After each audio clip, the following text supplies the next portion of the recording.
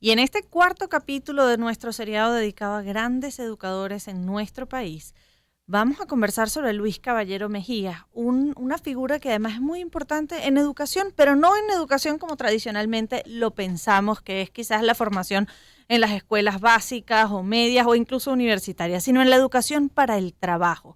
Para hablar de Luis Caballero Mejía y la importancia que ha tenido en el desarrollo de escuelas técnicas en nuestro país, tenemos en línea telefónica a Tulio Ramírez. Él es sociólogo, abogado, doctor en educación y profesor titular de la Universidad Central, la Universidad Católica, así como la Universidad Pedagógica. Vamos a conversar con Tulio Ramírez. Bienvenido. Bienvenido, ¿cómo está? Muy buenos días, muchísimas gracias por la invitación. Profesor Ramírez, ¿quién fue Luis Caballero Mejía? Bueno, mira, en primer lugar, debo felicitar a ambas porque la idea de crear una sección para hablar sobre los grandes educadores venezolanos no solamente es importante en sí mismo, sino que es oportuno en el sentido de que precisamente estamos en los días en los que pareciera que se pretende desvalorizar la profesión docente. Por lo tanto, programas como este hacen contrapeso a esa infausta tendencia de pensar y que la carrera docente es una carrera que es de poca monta o que un docente fácilmente sustituible por quien quiera ejercer esa actividad. De tal manera que yo la felicito y con muchísimo gusto pues voy a participar dentro de esta innovadora sección. Luis Caballero Mejía. Luis Caballero Mejía es un venezolano que vivió dos dictaduras cruentas en Venezuela. Nace en 1903, en plena época del bloqueo a Venezuela por parte de las potencias extranjeras debido a la deuda no pagada por parte del Estado venezolano en el periodo de Cipriano Castro, y pasa su juventud durante el periodo de Juan Vicente Gómez y luego en su madurez vive bajo la dictadura de Marcos Pérez Jiménez. Es conocido en Venezuela básicamente por dos actividades, aunque su vida es muy rica y es la oportunidad de hablar de ella. Una, por la creación de la harina precocida, lo que hoy conocemos como harina pan, que llevó a las casas venezolanas la posibilidad expedita, económica y sobre todo rápida de hacer el manjar que nos caracteriza en el mundo, que es la arepa. Y en segundo lugar, porque su nombre está asociado a una institución universitaria, al instituto, al vicerrectorado de capital de la ciudad de Caracas, de la Universidad Experimental Politécnica Antonio José de Sucre, llamado vicerrectorado Luis Caballero Mejía. Pero aparte de esas dos actividades por las cuales es muy conocido, su vida está llena de acciones en pro de la educación que es necesario que el público conozca. Y vamos a comenzar por lo siguiente. En plena dictadura gomecista, él decide, después de estudiar en el Colegio Francia en Caracas, aupado por sus tías, porque él quedó huérfano a muy temprana edad, él decide ir a Chile a estudiar en la Escuela de Artes y Oficios. Se inscribe en la Escuela de Artes y Oficios de Santiago de Chile a los 22 años y en 4 años se gradúa de ingeniero. Y va a Estados Unidos y ya con 29 años en Estados Unidos inventa un artefacto para limpiar las nueces, para quitarle la cáscara a las nueces sin deteriorar el fruto. Ese invento fue patentado en Estados Unidos y fue para la época un aporte muy importante para la industria local.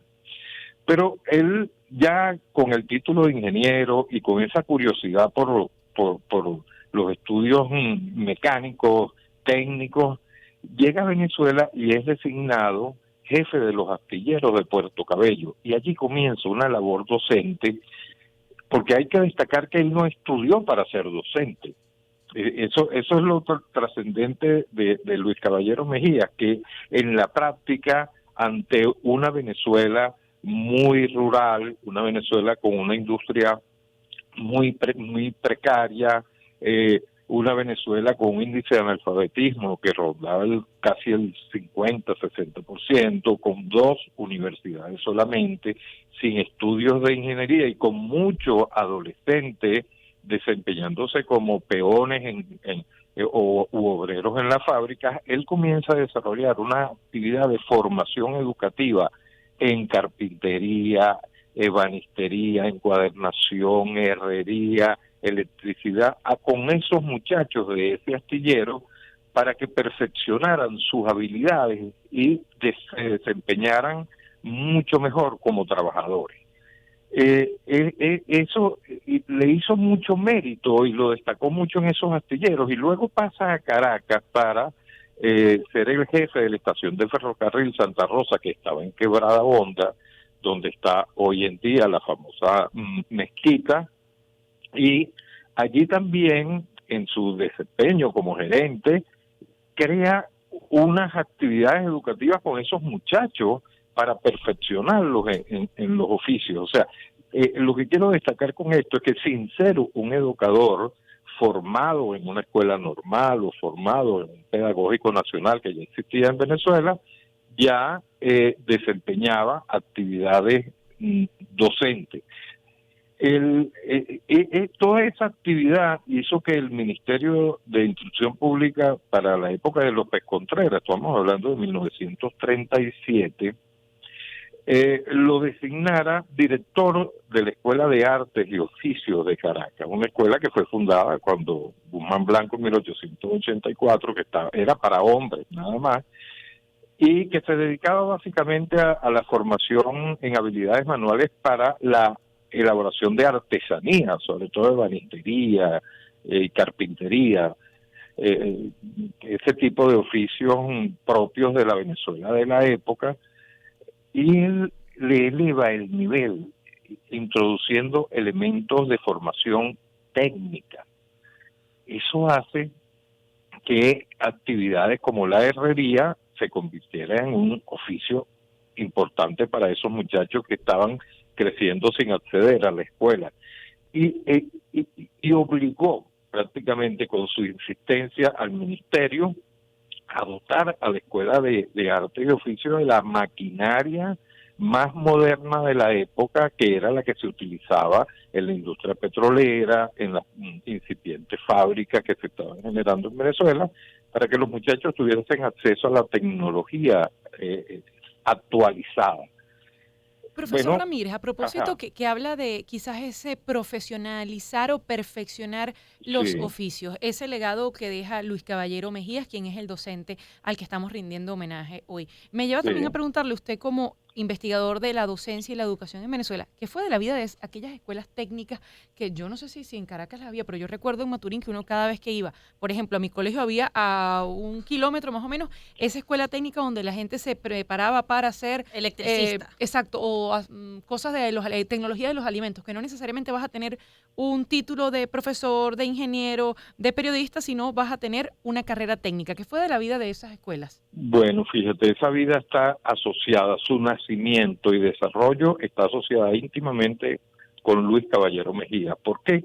Porque esa Escuela de Arte y Oficio, la cual le dieron la responsabilidad de dirigirla en el año 35, 2 años después él, con su modernización de esa escuela, hizo que el Ministerio de Instrucción Pública la convirtiera en la primera escuela técnica industrial. Es decir, le elevó el nivel, introduciendo no solamente la tecnología más novedosa para la época, sino también nociones propias de la ciencia, de física, de matemática, de mecánica, de tal manera que el término técnico comenzó a sustituir al término artesano.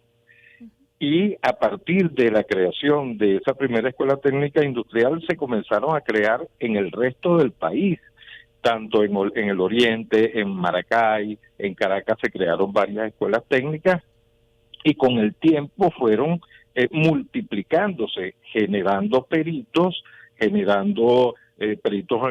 área de agronomía, peritos en electricidad, peritos hasta en el área de comercio, Es decir, fue el refugio de toda aquella masa de muchachos que por diferentes condiciones o circunstancias no pudieron acceder a la universidad, pero tampoco se quedaron en la producción artesanal o simplemente como trabajadores jornaleros de las haciendas, sino que fue una oportunidad de hacerlos crecer desde el punto de vista no solamente profesional, sino de oportunidades de trabajo. Allí, con Luis Caballero Mejía y esa iniciativa, se impulsa a la escuela como un mecanismo de ascenso social para romper el círculo de la pobreza, que donde indefectiblemente en esa época el que nacía pobre vivía pobre y moría pobre.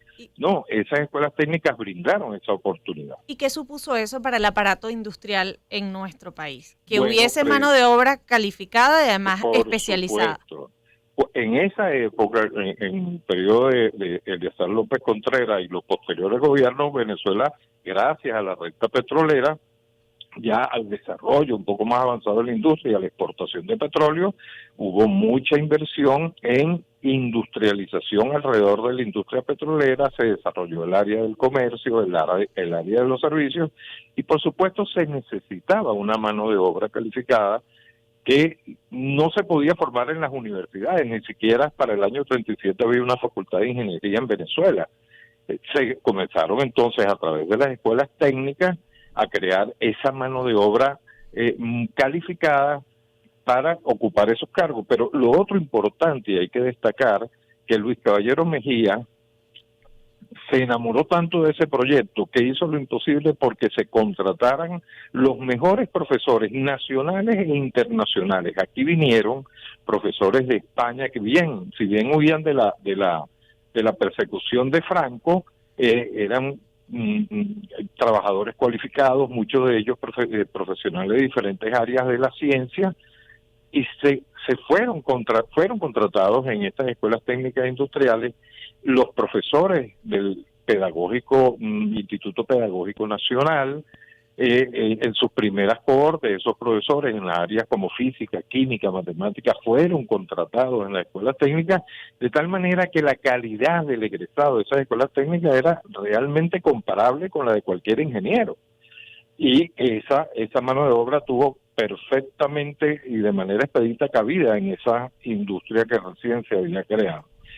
Es importante señalar, porque además hay algo anecdótico en la vida de Luis Caballero Mejía, que siendo director de la Escuela Técnica, ya bajo la dictadura de Pérez Jiménez, fue amonestado por el gobierno y tuvo que dejar el cargo por un tiempo porque el gobierno lo acusaba de que no mantenía a los muchachos a buen recaudo, porque eran muchachos que protestaban mucho en la calle, cosa que después, en la época democrática, también se constató, y esa fue una de las razones por las cuales durante el gobierno del doctor Rafael Caldera se decidió, entre otras cosas, cerrar este proyecto de las escuelas técnicas, inaugurado, creado, fundado por Luis Caballero Mejía.